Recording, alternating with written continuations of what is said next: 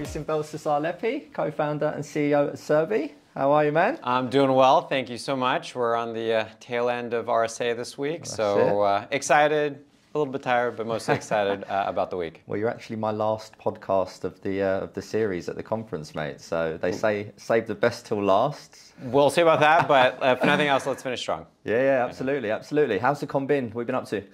A lot of partner meetings, a lot of customer meetings, a lot of investor meetings, but it's been good. It's RSA. This is my fourth RSA, and I would say it feels very buzzy. It feels very alive. It feels a little bit more like a return to normal. So yeah, it's been good. I really enjoyed it. And we were just saying about the weather's amazing as well, because we've both got caught the sun. Yeah, no, I've tanned up a little bit. I think it's going to get into the 80s today, so it'll be nice. What was the Evolution event that you were just mentioning a minute ago? What was that? Oh, so earlier this week, Evolution Equity had an event on Tuesday in which they host, it's the President's Forum, I believe is what they called it, and Bill Clinton was a guest speaker, and it was the first time I'd ever heard him speak live, I think, and he was the type of person you can just listen to talk about anything for hours on end, and just such a obviously smart, very special person. But it was great. Hosted by Evolution Equity. They also had basically all of the proceeds from the dinner went to women in cyber, and that was also really neat. I got to sit next to the chair of women in cyber, a person by the name of Lynn, and just they're doing fantastic work. So all around a really great evening. It was really fun. Yeah, brilliant. Well, look, with all my guests, I like to take it right back to where it all began and sort of how you got into the industry, because I know you've got a really interesting tale.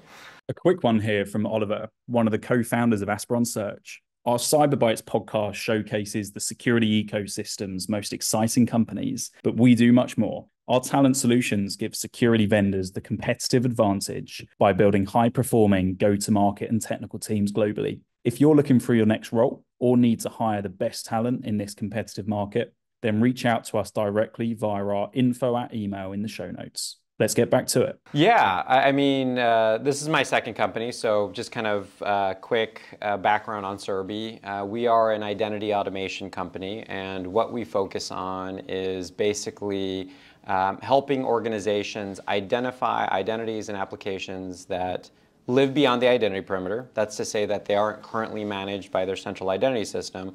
We help identify them and bring them into the identity perimeter. Now, why is this a problem?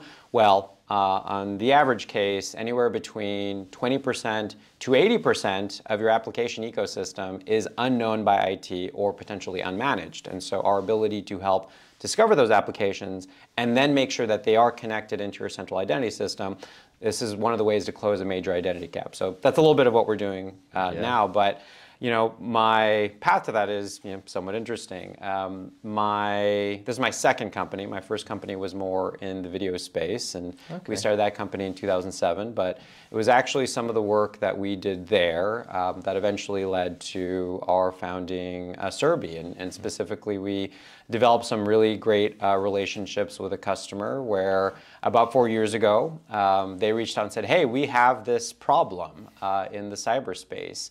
We've basically done an analysis of our ecosystem, and we found that we have a lot of applications that don't support modern identity protocols that live outside the identity perimeter, and we need a way to fix this. And for those of you that have been founders or entrepreneurs, you know that when a potential customer reaches out and says, I will buy this if you build it, that's a really great way to start a company. And so that was the genesis of Cerby. Yeah, nice. So am I right in saying you was the youngest employee at Google at one point? Oh, if we're going way back, yeah. So yes, so I started working at Google as an engineer when I was 18 years old, and I believe I was probably the third youngest at the time, but I was pretty certainly top three. Yes, straight out. Actually, I hadn't even started at Stanford when I started working at Google. So the summer between my senior year in high school and my freshman year at Stanford, I was actually able to start with an internship. So I started working at Google. And it's really interesting because this might still be the case, but the kind of ties between Google and Stanford were very tight, and so it wouldn't be uncommon for me to go to class, see my professor there, and then go to work and see my professor there now as a colleague. And so yes, I was one of the younger engineers at Google. Before we get into Cerby, Yeah. your previous startup, like so how long when did you found that and how long did you run it until it exited? Because it was a successful exit, right? That's right. That's right. So, I started working at Google roughly in about 2005, beginning of 2005, and I was there for 2.5 years, give or take. And so, in 2007, my brother and I and a fellow Googler, Sean Knapp, who's a very good friend of ours, decided to found Ooyala. And the company was kind of built around something that I think everyone knew, which was the idea that I think YouTube was acquired in 2006 for $1.6 billion.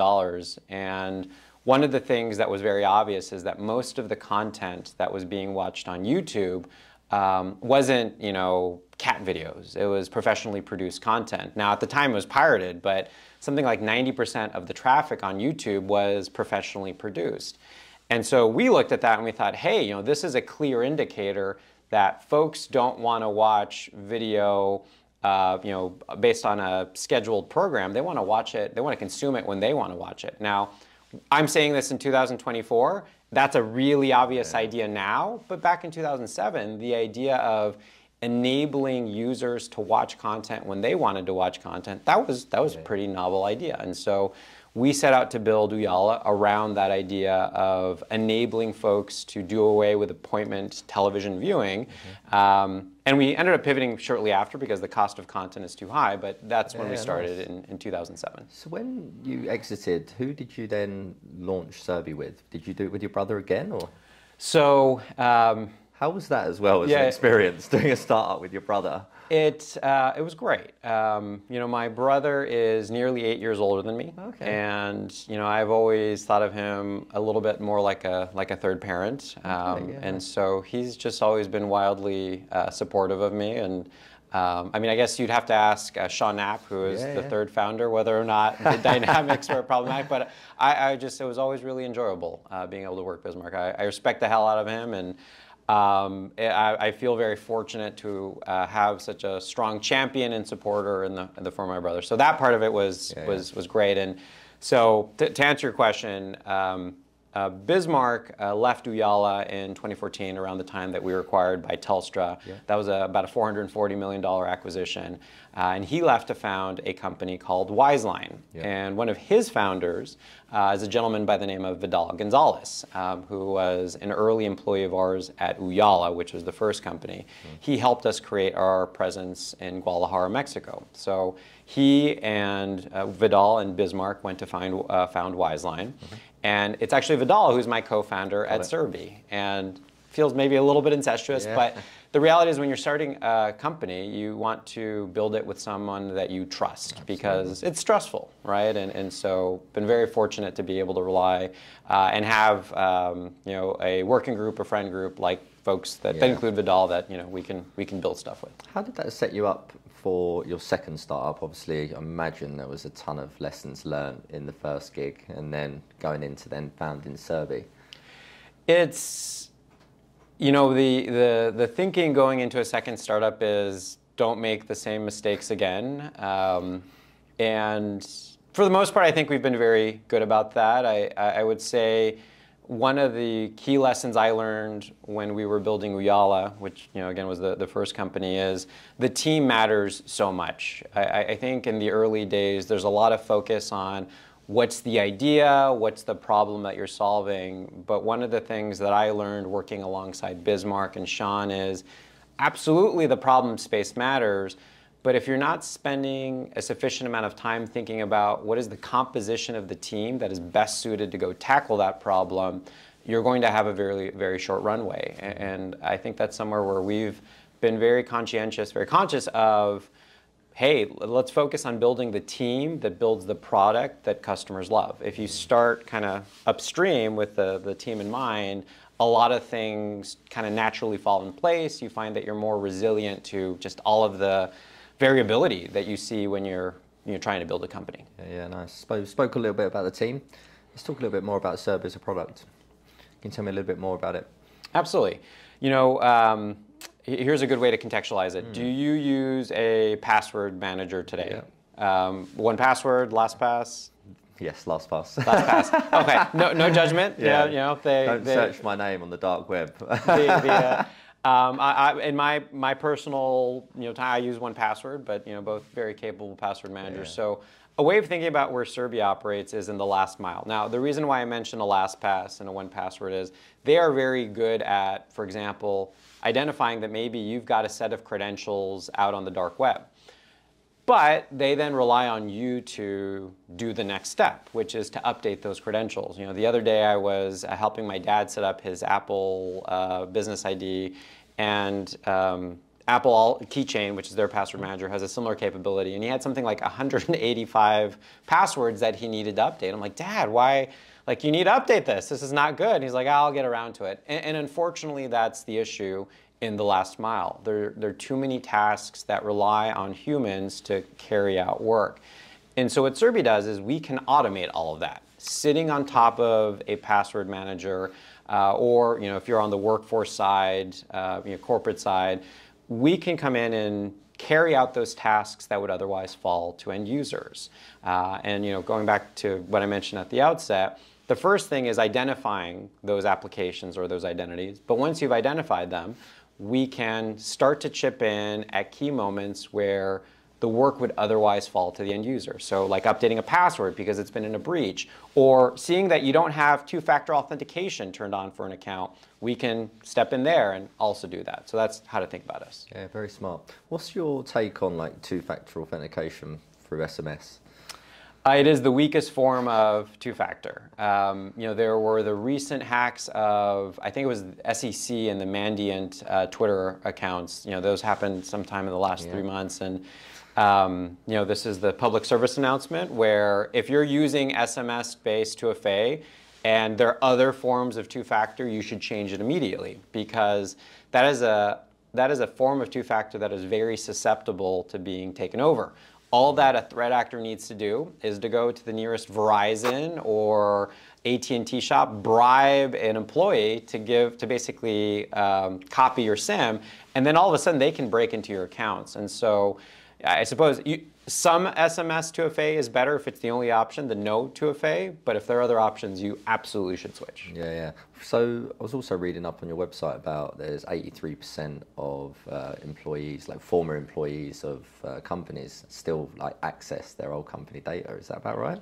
That's right. So according to statistics from folks like Netscope and Proofpoint, when an employee is at a place of work for at least 12 months, they will accrue access to at least 200 applications. And then when they leave, anywhere between 40 to 83% of those applications they will still have access to. And that's wild. And we've all been there, right? I mean, maybe you move on from one job and you can still log into the corporate Amazon.com account, the Instagram account. Maybe you can still access some of your old presentations, and that's gotten even worse now in this more distributed workforce environment. But that statistic is spot on. Wow. Yeah. Obviously on the conference floor, a lot of talk and hype about AI at the moment. What's your take on it? Risk, opportunity at the moment? What do you think? I think there's a lot of promise.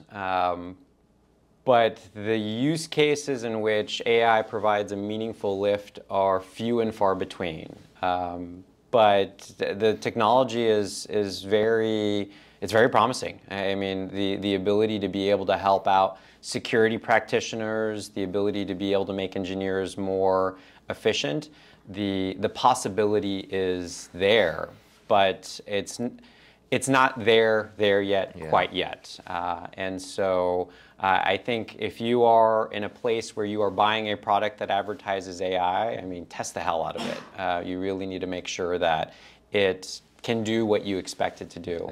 And one should treat it as it's a journey, right? Where we are today is not as good as where we will be a year from now, 3 years from now, 5 years from now. Who's Cerby for? Is this SMB, enterprise, mid-market, all of the above? We're focusing more on mid-market and above. Okay. So when you look at some of our customers like Fox or L'Oreal, these are larger customers, 10,000 plus employees. We've also had success with, companies that are 1,500 to 10,000 and then 500 to 1,500. So it really would be mid-market and above. Yeah, nice. What's the future for Cerby, Bell? You know, you were just asking about AI. You know, there